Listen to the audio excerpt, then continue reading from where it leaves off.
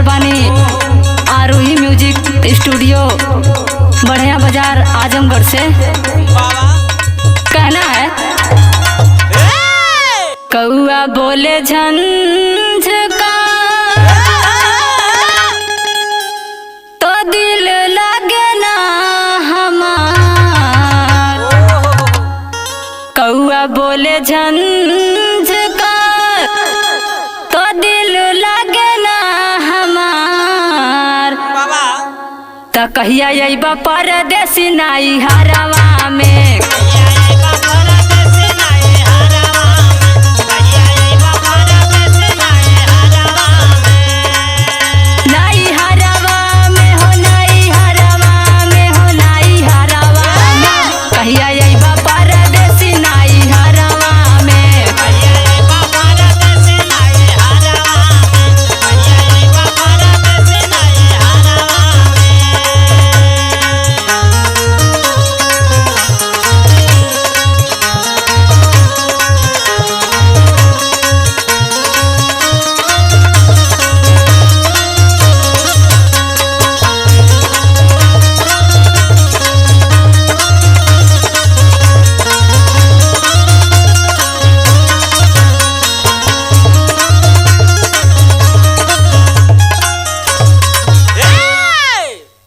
तो मम्मी की नये गो साड़ी का भइल हो और सुना हो तो पापा कर मोर विदाई। तो मम्मी की नये गो साड़ी तो पापा कर मोर विदाई।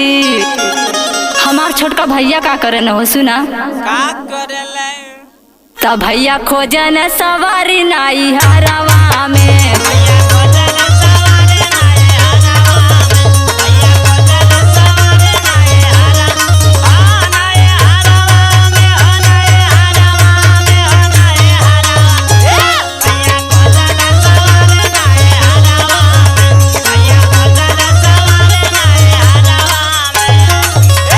चाची की नये गो साड़ी तो चाचा कर मोर विदाई। तो चाची की नये गो साड़ी तो चाचा कर मोर विदाई। तो भैया खोजन सवारी नाई हरवा में।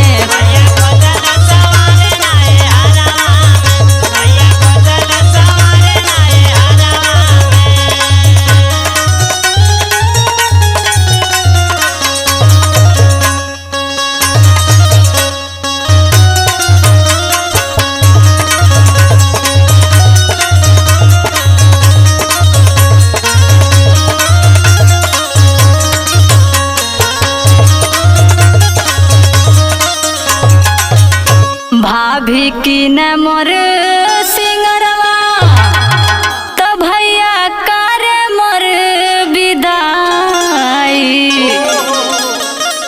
तो भाभी की न मोर सिंगरवा तो भैया कर मोर विदाई।